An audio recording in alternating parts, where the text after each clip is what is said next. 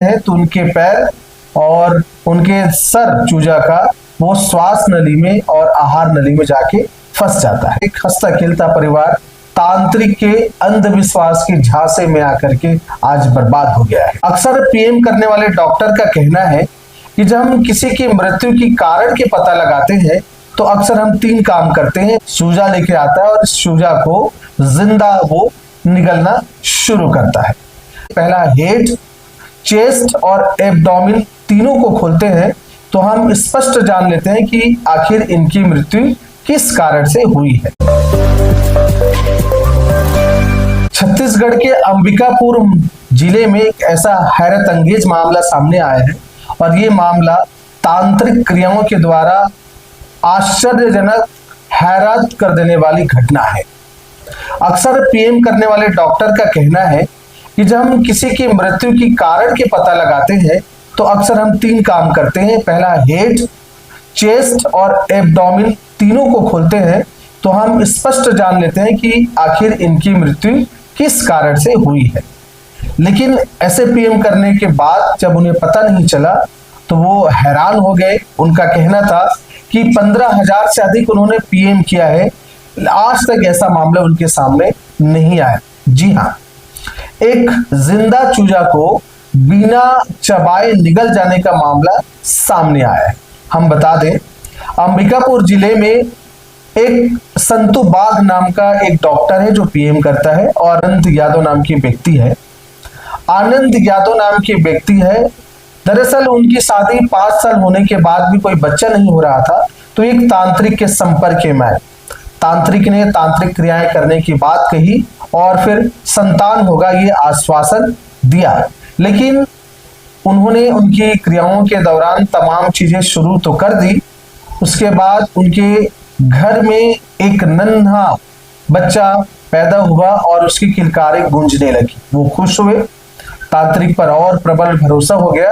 लेकिन तांत्रिक क्रियाओं में तांत्रिक ने पहले ही कह दिया था कि होने के बाद आपको एक जिंदा चूजा को बिना चबाए निगलना होगा और शर्त क्या था कि नहाने के बाद ये प्रक्रिया पूरी करनी होगी।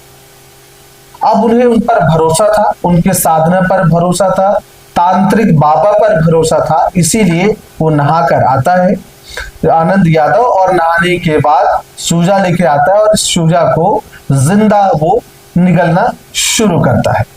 जैसे वो निगलना शुरू करते हैं तो उनके पैर और उनके सर चूजा का वो श्वास नली में और आहार नली में जाके फंस जाता है।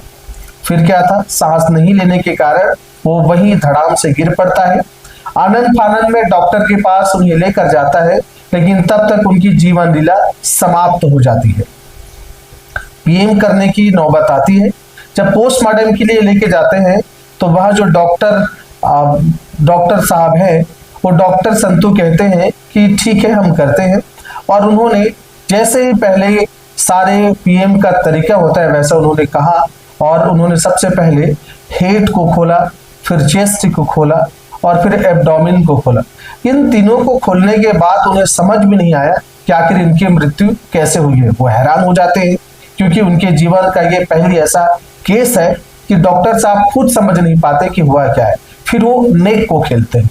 जब नेक को वो खोलते हैं तब वो देख करके आश्चर्य में पड़ जाते हैं। वो क्या पाते हैं, वो पाते हैं कि चूजा का पैर जो है वो श्वास नली में फंसा हुआ है और जिनका जो सर है वो आहार नली में बिल्कुल फंसा हुआ है और साबुत चूजा उनके गले में यू शेप में फंसा पड़ा था।